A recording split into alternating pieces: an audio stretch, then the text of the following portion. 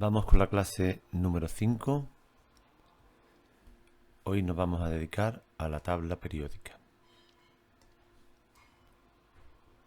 Pues bien, Meyer y Mendeleev construyeron tablas en las que se ordenaban los elementos químicos.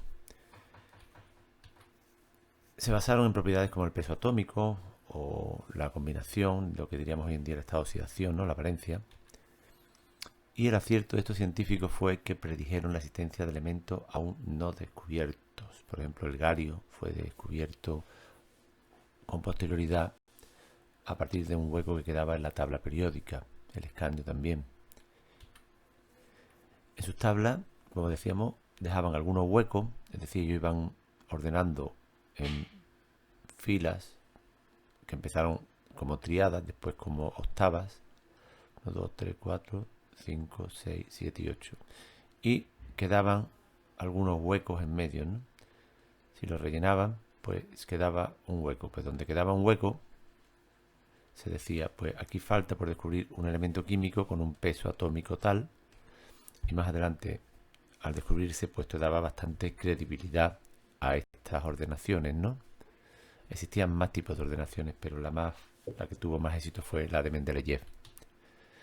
Posteriormente, como digo, se descubrieron y dieron gran credibilidad a este tipo de ordenaciones en la predicción, porque en ciencia cada vez que se predice algo y se acierta, bueno, pues la comunidad científica lo aplaude y lo toma como una buena prueba, ¿no?, de que la ciencia funciona. Eso gusta mucho, ¿no?, a los científicos. Actualmente esta ordenación constituye una tabla de 18 grupos y 7 periodos. Como ya sabemos, ¿no? Los grupos son conjuntos de átomos que se puede contar en posición vertical, es decir, hacia abajo, y los periodos son en posición horizontal, lo que diríamos columna, ¿no?, y fila en las tablas de hoy en día. Los grupos serían las columnas y los periodos las filas. Podemos dividir la tabla periódica en varias zonas y esto va a tener que ver con el orbital. Ya dijimos lo que era un orbital en una clase anterior, con el orbital que se está ocupando, donde están llenándose los electrones. Si tenemos aquí una tabla periódica cualquiera, podemos distinguir diferentes zonas. La zona esta en azul sería donde se están rellenando orbitales de tipo S. En la zona central, que corresponde a 10 elementos, tipo D. La zona del final, que corresponde a 6 casillas de la tabla, 6 filas, perdón, 6 columnas, sería P. Y los lantánido y actínido, que son 14, una ordenación de 14 elementos en 2 filas, serían los orbitales tipo F. Luego la tabla está muy relacionada con la configuración electrónica y con los orbitales que hemos visto S, P, D y F. Vamos a verlo más adelante con detenimiento. Realmente la principal propiedad que varía de forma periódica en los elementos químicos y que da lugar a la ordenación de la tabla periódica es la configuración electrónica. ¿Y qué es la configuración electrónica? Pues no es más que la distribución de los electrones en capas y subcapas correspondiente al principio de ocupación orbital. Es decir, existe un principio para ocupar los orbitales que vamos a ver a continuación y ese me va a dar lugar a la ordenación periódica. Vamos a ver ahora el principio de ocupación orbital, que consiste en ver el orden de los orbitales por capa y subcapa que se ocupan en el átomo. Primero tenemos la capa 1, aquí vamos a poner la capa, el N, y aquí la subcapa, L. Vamos a poner la ordenada. La capa 2 tiene subcapa S y P. La capa 3 subcapa S, P y D. Y así correlativamente escribimos todas las capas. En la 5 ya no seguimos aquí con la G porque no la vamos a rellenar, entonces no la escribimos. Y llegamos hasta la capa 7, que se va a corresponder con los 7 periodos que tiene la tabla periódica. Y ahora, para averiguar el orden, porque este sería el orden por capas, ¿no? Capa 1, capa 2, capa 3 y cada capa con su subcapa, pero el orden de energías, que va a ser el orden por el que se van a rellenar los orbitales, no es el mismo, sino que entrecruza algunos de estos orbitales. Vamos a ver cómo se escribe. Lanzamos flechas que van recorriendo de forma así inclinada estos orbitales. La primera flecha pasa por el orbital 1s, luego escribimos abajo la caja correspondiente al orbital 1s. Este es el diagrama de cajas. Este es el diagrama de cajas. El siguiente sería el 2s. Luego escribimos ahora la caja correspondiente. Después iría el 2p y a continuación del 2p hemos seguido hacia el 3s. Luego 2p, que como sabemos el 2p tiene 3 orbitales px, py y pz. El 3s y así vamos construyendo de forma transversal, ¿no? Con estas líneas transversales el orden de cajas, ¿no? Que sería el orden de energía. 3p. A continuación, después seguimos, ¿no? Vamos por el 3p, después pasamos al 4s, al 3d. Ahora nos situaríamos aquí al 3d, es decir, después del 4s volvemos a empezar aquí, 3d, 3p, perdón, 4p, y así sucesivamente podemos escribir el orden completo de energía. Este orden es de energía, la energía crece hacia arriba en este diagrama.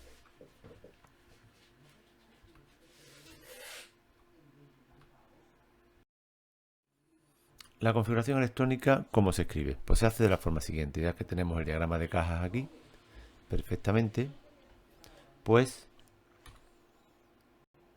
escribimos el primer elemento, que es el hidrógeno.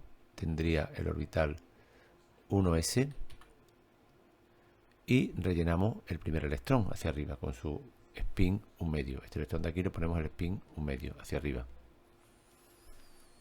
Para el siguiente, que sería, veis aquí hemos puesto un electrón en el orbital s, aquí ponemos 2 electrones en el orbital s, correspondiendo a estos 2 electrones que están aquí en el orbital 1s.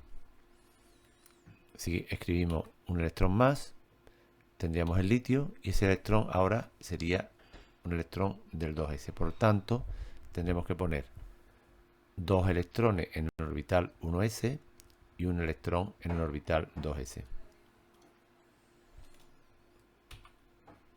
El berilio tiene 1s2, 2s2 y así sucesivamente vamos escribiendo la configuración electrónica ordenada aquí por energías, ¿no? Aquí están ordenadas por energías también, y aquí el diagrama de cajas en la ordenación también por energías. Si ponemos uno más, nos vamos al boro, otro más al carbono, pero cuidado que aquí al poner otro más tenemos el principio de máxima multiplicidad. Este electrón que hemos pintado aquí entra antes que ponerse, digamos aquí, en este mismo orbital, pasa a el siguiente para tener máxima multiplicidad. Y además los spines son paralelos. Los dos tendrían spin 1 medio. Ese es un principio, 1 medio. Este de aquí también sería 1 medio. Principio de máxima multiplicidad. El nitrógeno tendría los 3 electrones desapareados. Son electrones que están desapareados. Aquí lo escribimos. Fijaros que la configuración es: en el orbital S de la capa 1 hay 2 electrones, en el orbital S de la capa 2 hay otros 2 electrones, y en el orbital P de la capa 2 también, es decir, la subcapa P de la capa N2, hay 3 electrones, pero esos 3 electrones están desapareados los 3. Principio de máxima multiplicidad. Podemos continuar ya metiendo más electrones. El oxígeno sería 1s2, 2s2p4, etcétera, y así podemos seguir escribiendo pues todos los elementos de la tabla periódica. El sodio, el magnesio, el aluminio, el silicio, el fósforo, azufre, cloro, etcétera. Y así escribiríamos todas las configuraciones electrónicas. Hemos llegado aquí hasta el argón, que cierra la capa 3, con S2P6 con 8 electrones. Más adelante veremos que esto es interesante en química, esto confiere estabilidad a los átomos. Vamos a ver un ejemplo de ejercicio en el que vamos a escribir configuraciones electrónicas de diferentes especies, tanto especies cargadas como el flúor. Se nos pide fluoruro aquí, con esto es un negativo, esto es un flúor menos, el manganeso 0, el azufre 4 más y el potasio 0. Vamos a ver cómo se hace. Pues en primer lugar, en el caso del flúor, lo buscamos en la tabla periódica, aquí lo tenemos, y escribimos flúor negativo. Pues si el flúor es negativo y el flúor tiene el número atómico 9, pues tiene un electrón de más, tiene 9 protones, ¿no? Hay 9 protones y 10 electrones, para que sea una carga negativa, que es lo que tiene el flúor, esta carga negativa. Luego esos 10 electrones tenemos que situarlos en el diagrama de caja. Pues escribimos el diagrama de caja y situando 10 electrones serían 2 y 2, 4 y 6, 10 electrones, ¿no? En total son 10 electrones los que hemos puesto en las cajas, empezando por abajo y siempre utilizando las cajas de más abajo. Pues la configuración electrónica es fácil. 1s2, aquí lo tenemos, 1s, en el 1s hay 2 electrones, 1s2, en el 2s hay otros 2 electrones, 2s2, y en el p hay 6 electrones, p6. Aquí hemos ordenado, lo ponemos así porque el S y el P corresponde a la capa 2. Entonces, el 2 este indica que todo lo que viene a continuación, hasta que aparezca aquí el nuevo número 3, todo lo que viene a continuación corresponde a su capa. Luego el S y el P a la derecha del 2 significa que están en la capa 2. Otro ejemplo, el manganeso, lo tenemos ahí, número atómico 25. No hay más que contar en la tabla periódica, ¿verdad? 1, 2, 3, 4, tal, y vamos contando y llegamos aquí al 25, que es el manganeso. Como está neutro, estado 0, manganeso 0, tiene 25 protones y 25 electrones. Luego tenemos que situar 25 electrones, aquí tenemos que escribir 25 electrones, y por el principio de máxima multiplicidad, en este último orbital aparecen todos desapareados, todos con spin 1 medio, spines paralelos. Por tanto, la configuración electrónica la tenemos aquí. 1s2, como corresponde a esto de aquí. 2s2p6, como corresponde a la capa 2 completa esta. 3s2p6. 4s2. Fijaros que el 4s2 se mete por medio. El 4s2 se ha metido aquí por medio. Pero la capa 3, que vamos a ponerlo aquí más claro, la capa 3 con los asteriscos estos. Después, esta capa 3, este no, este de aquí no. Esta capa 3 yo la recojo completa, porque en esta ordenación, aunque el D5 es el último en rellenarse, el 4s2 es el más externo.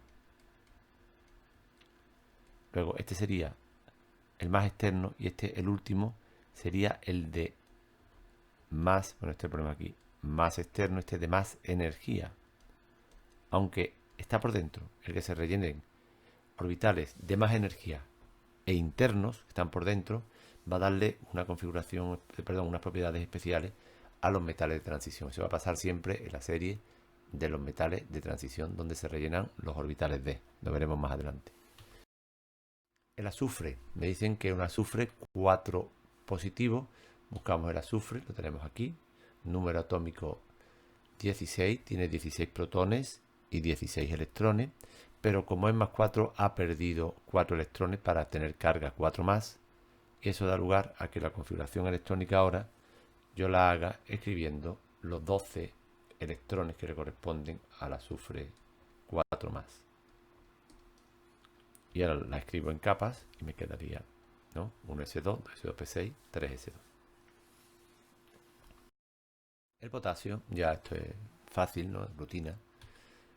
19 protones, 19 electrones, la escribimos y aparece la configuración con un electrón en el 4s, solamente el último electrón que ocupa, que se ocupa en el potasio, se ocupa el orbital 4s con el último electrón, quiero decir. Esta sería la configuración electrónica del potasio neutro, en estado neutro. Bueno, ya por último, vamos a decir que las configuraciones electrónicas que hemos escrito hasta ahora son todas de mínima energía, lo que se conoce como estado fundamental. Este sería el estado fundamental del átomo, de mínima energía, con todos los electrones en las cajas de abajo, en todas las casillas que hemos escrito, siempre en las cajas de abajo. Si recibe un aporte energético, que puede ser pues un fotón o un choque con otro átomo o con otro electrón, si recibe el átomo un aporte energético, puede el electrón subir. Hemos visto cómo ha pasado a un nivel superior. Y al pasar a un nivel superior, este estado se conoce como estado excitado. Y se suele simbolizar con un asterisco. Son estados de más energía y el átomo posteriormente podrá liberar esa energía de alguna manera, emitiendo luz o en forma de calor con los choques, y volvería a su estado fundamental. ¿De acuerdo? Bueno, pues nada más. Eso es todo en la clase de hoy. Hasta la próxima.